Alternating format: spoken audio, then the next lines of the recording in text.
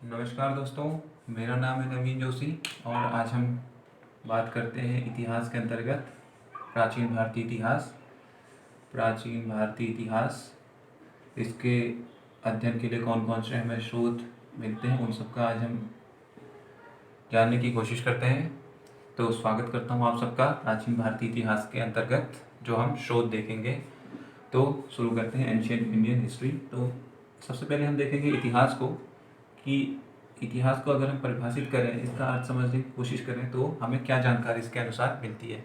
अगर बात करें इतिहास की तो इसका हम कह सकते हैं कि इतिहास जो है अतीत में किए गए मानव प्रयासों की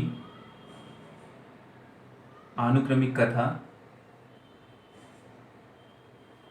इतिहास कहलाती है। अर्थात मनुष्य ने अपनी उत्पत्ति से आज के विकसित दौर तक पहुंचने के लिए जिन जिन परिवर्तनों का, जिन जिन युद्धों का और जिन जिन सुख दुखों का उसने सामना किया है, उन सबको अगर एक व्यवस्थित रूप में रख दिया जाए और उन सबको अध्ययन किया जाए, व्यवस्थित रूप से उसका अध्ययन किया जाए, तो यह जो है हमारे इतिहास के अंतर्गत आ जाता है। अगर अतीत की बात की जाए, अतीत को हम लिंक कर सकते हैं सभ्यता और संस्कृति से। अतीत को हम सभ्यता और संस्कृति से लिंक कर सकते हैं। तो दूसरी परिभाषा के अनुसार हम ये निकालते हैं मतलब इसका कि इतिहास मनुष्य की सभ्यता और संस्कृतियों का अध्ययन आ जाता है इसके अंतर्गत। थर्ड हम देखें अतीत का अर्थ, सिंपली हम देखना चाहें तो अतीत को हम गुजरे हुए समय से इसका अर्थ ले सकते हैं, गुजरा समय। तो हमारे पास तीसरी परिभाषा निकल के आती है कि इतिहास एक ऐसा विषय है जो हमें मनुष्य के गुजरे समय क्या उसके अतीत के बारे में जानकारी देता है। सबसे सिंपली अगर इसको हम परिभाषित करना चाहें तो हम कहेंगे कि इस क्षण से पूर्व घटित सभी घटनाएं जो है इतिहास का हिस्सा बन चुकी है। या जो है दूसरे शब्दों में कहें तो वर्तमान में जो जीवित है वह इतिहास का हिस्सा नहीं है। वर्तमान में जो जीवित है वह इतिहास का हिस्सा नहीं है। तो ये हमारे पास कुछ इतिहास की बहुत ही सिंपल सी परिभाषाएं निकल के आती हैं जिससे हमें इसका अर्थ समझने में मदद मिलती है। अब देखते हैं इतिहास का अध्ययन हमारे लिए क्यों आवश्यक है, क्या इसका महत्व है। देखना चाहेंगे तो इतिहास के अंतर्गत हम देखते हैं, हम कहेंगे कि जो है यह जो है हमारे समाज की, इतिहास हमारे समाज की, हमारी और हमारे समाज की दशा और दिशा का निर्धारण करता है। दशा और दिशा का निर्धारण करता है और एक सुरक्षित भविष्य के लिए जो है हमारे प्रयासरत रहता है। समझेंगे। जैसा कि मैंने भी बताया, प्राचीन भारत में हुए युद्धों संघर्षों के बारे में जानकारी देता है। तो यहाँ पर हम देखते हैं कि जो युद्ध घटित हुए, कुछ के सुखद परिणाम निकले, कुछ के निराशाजनक परिणाम निकले हैं। उन निराशाजनक परिणामों से हम कुछ सीख सकते हैं और अपने लिए जो है कुछ परिवर्तनों को जो है हम करने की कोशिश कर सकते हैं। यही सब जो है हमारे लिए एक सुरक्षित भविष्य के लिए जो है प्रेरणादायक रहेंगे। तो इसी तरह से इतिहास हमारे समाज को प्रभावित करने की कोशिश करता है। अब बात करते हैं प्राचीन भारतीय इतिहास की। इतिहास का मतलब समझने के बाद तो उम्मीद है ये सब आपको क्लियर हो गया होगा। बात करेंगे प्राचीन भारतीय इतिहास की। अगर बात करें, इसको भी डिफाइन करने की कोशिश करें तो हम कह सकते हैं कि उस समय का इतिहास, मनुष्य के उस समय का इतिहास या मानव जाति के उस समय का इतिहास जब मानव अपनी निर्माणावस्था में था, अर्थात मनुष्य खुद को विकसित कर रहा था, उस समय का इतिहास जो है प्राचीन भारतीय इतिहास कहलाता है। बात की जाए इसका अध्ययन क्यों आवश्यक है, प्राचीन भारतीय इतिहास का अध्ययन हमारे लिए क्यों आवश्यक है, तो काफ़ी हद तक ये जो है हमारे लिए आवश्यक है, क्योंकि हमें जो है पता चलता है कि जो है मनुष्य ने कब, कहाँ और कैसे किन किन परिवर्तनों का सामना किया, कैसे जो है सभ्यताएं विकसित हुई हैं, कैसे जो है संस्कृतियां डेवलप हुई, कैसे जो है मनुष्य ने ग्राम, शहर और नगर बसाए। ये सब हमें जानकारी मिलती है। पता चलता है कि मनुष्य ने कैसे जो है जंगलों की सफाई करके वहाँ पर अपने लिए नगरों का निर्माण किया, अच्छी सी नहरों का निर्माण किया, और कैसे उसने अपने लिए जो है जीविका के साधन जुटाए, जीवित रहने के लिए साधन जुटाए उसने अपने लिए। और बहुत ही इम्पोर्टेंट जानकारी मिलती है हमारे पास की जो है उसने किस तरह जो है प्राकृतिक जो संपदाएं थी उनकी खोज की। प्राकृतिक संपदा की खोज उसने किस तरह की। ये सब इन सब चीज़ों का अध्ययन हम प्राचीन भारतीय इतिहास के अंतर्गत कहते हैं। हमें पता चलेगा कि जो कैसे उसने जो है लिपियाँ जो है प्रयोग की, कैसे उसने खुद को विकसित दौर के लिए ढाला। तो इन सब का अध्ययन हम प्राचीन भारतीय इतिहास के अंतर्गत करेंगे। तो यही हमारे प्राचीन भारतीय इतिहास के अध्ययन का महत्वपूर्ण विषय है। इससे हमें पता चलता है क्यों अध्ययन महत्वपूर्ण है। अब देखेंगे यहाँ पर हम सोर्सेस को कि कौन कौन से स्रोत हैं जो हमें प्राचीन भारतीय इतिहास की जानकारी उपलब्ध कराते हैं। अगर बात की जाए प्राचीन भारतीय इतिहास के स्रोतों की, तो हमें जो है अनेक प्रकार के स्रोत जो है प्राप्त होते हैं। कहीं कहीं पर हमें मंदिर प्राप्त होते हैं, जैसे दक्षिण भारत में हमें अनेक प्रकार के मंदिरों को देखने को मिलता है हमारे पास। दूसरा, हमारे पास अनेक जगह में विहार देखने को मिलते हैं। ये सब हमें उस समय की जानकारी देते हैं जब देश में अलग अलग जगह जो है भवनों का निर्माण हुआ, अलग जगह जो है मंदिरों का निर्माण हुआ। ये सब उन चीज़ों की जानकारी देते हैं।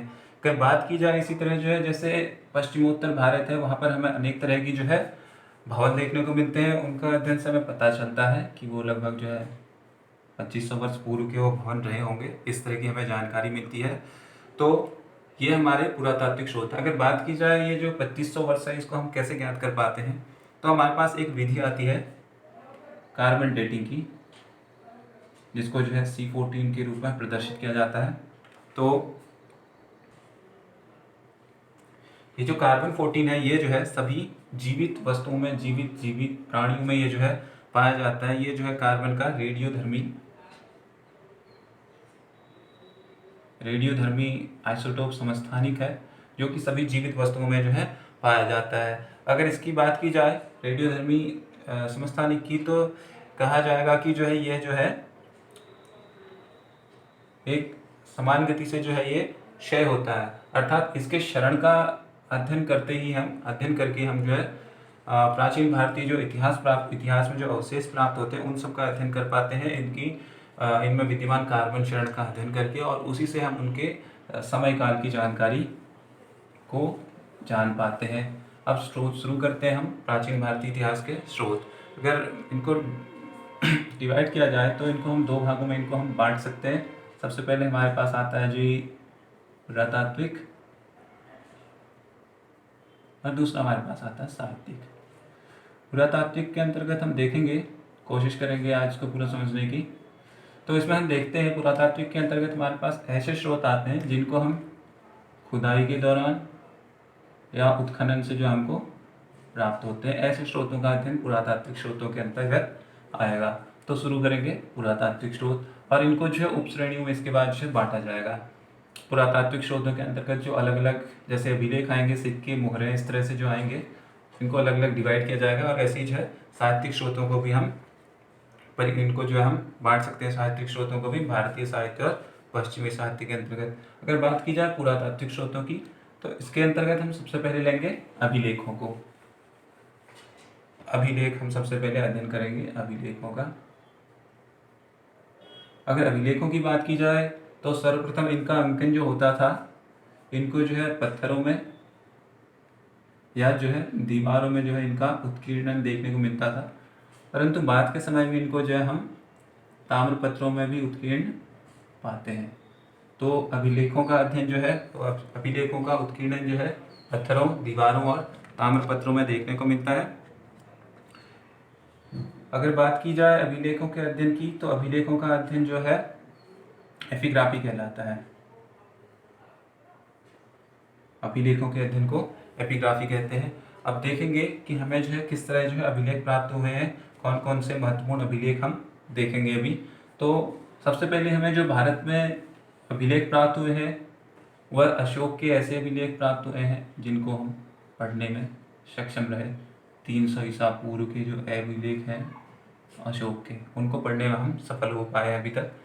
अभिलेखों का उत्कीर्णन इससे पहले भी मिलता है। हड़प्पा कालीन जो अभिलेख हैं वो भी प्राप्त होते हैं, या जो है एशिया माइनर में जो बोगस का अभिलेख है वो भी हमको प्राप्त होते हैं। परंतु अशोक के अभिलेखों को हम सर्वप्रथम पढ़ने में समर्थ हो पाए, और ये किया जेम्स प्रिंसेप ने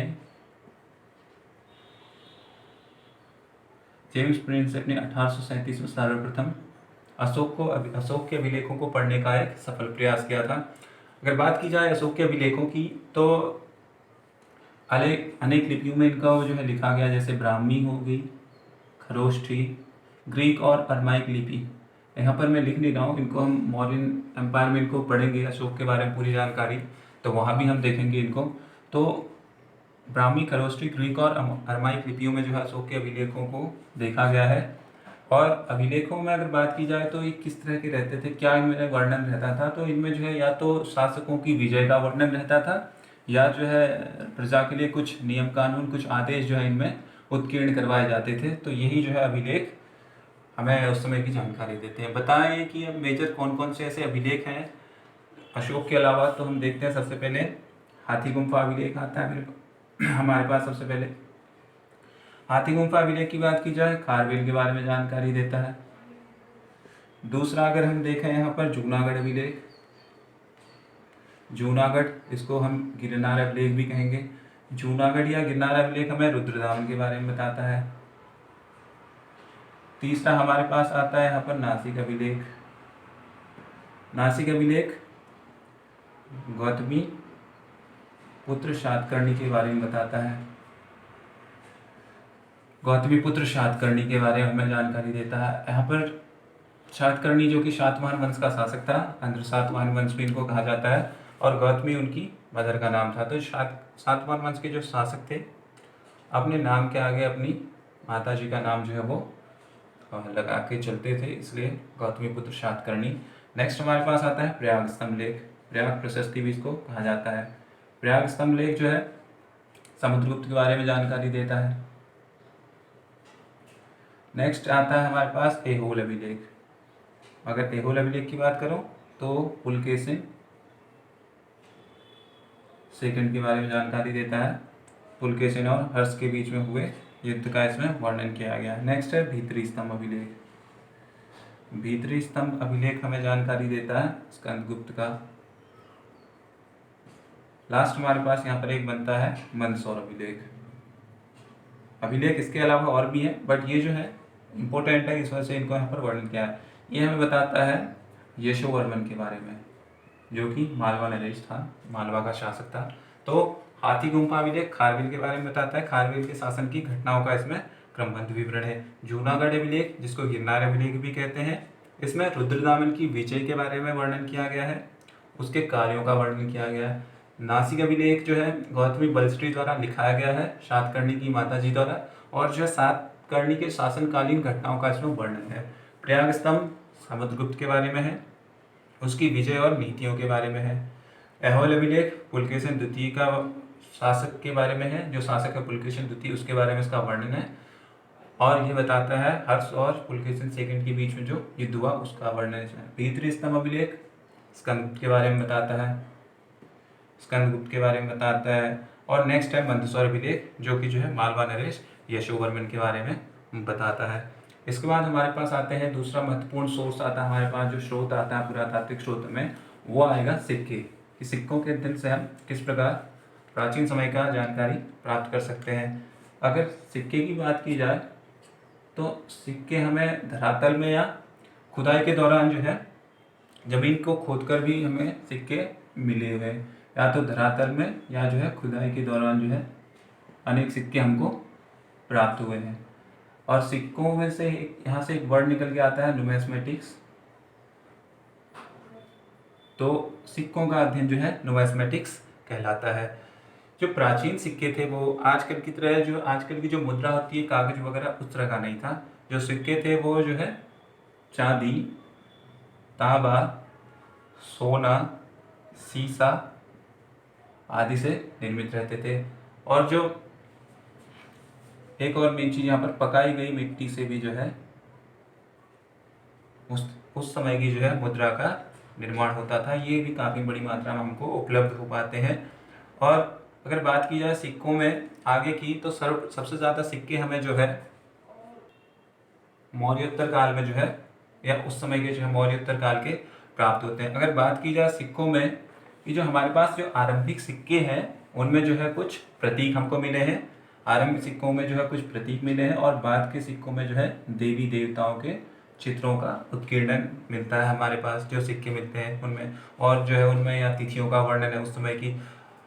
अब ये जो सिक्के हमें जहाँ जहाँ पर प्राप्त होते हैं खुदाई के दौरान, इससे हम ये एक छोटा सा निष्कर्ष ये निकाल सकते हैं कि जो है उन स्थानों में ये जो है किन किन जगहों में इन सिक्कों का प्रचलन था। और जो सिक्के हैं हमारे, जैसे आज काम आती मुद्रा हमारी दान दक्षिणा और जो है खरीद बिक्री के या वेतन मजदूरी के काम जो है उस समय ये प्रयोग किए जाते होंगे, इस कार्य के लिए इनका प्रयोग किया जाता है। एक मेन चीज यहाँ पर आती है समुद्रगुप्त का। समुद्रगुप्त को जो है उसके सिक्कों पर वीणा बजाते हुए दिखाया गया है। तो पता चलता है कि इससे निष्कर्ष निकाल सकते हैं कि जो है वह जो है संगीत का जो है शौकीन रहा होगा। सॉरी फनी वर्ड, शौकीन। तो ये जो है हमें कुछ जानकारी देते हैं सिक्के। और जैसे अलग अलग स्थानों में इनका प्रचलन पाया गया है, जैसे मेसोपोटामिया हो गया जो हड़प्पा की समकालीन सभ्यता थी, और अलग अलग स्थानों में जो है इन सिक्कों का पाया जाना ये बताता है कि किन किन जगहों में किन किन सभ्यताओं के साथ हड़प्पा सभ्यता वाले लोगों का जो है व्यापार वगैरह का कार्य चलता था।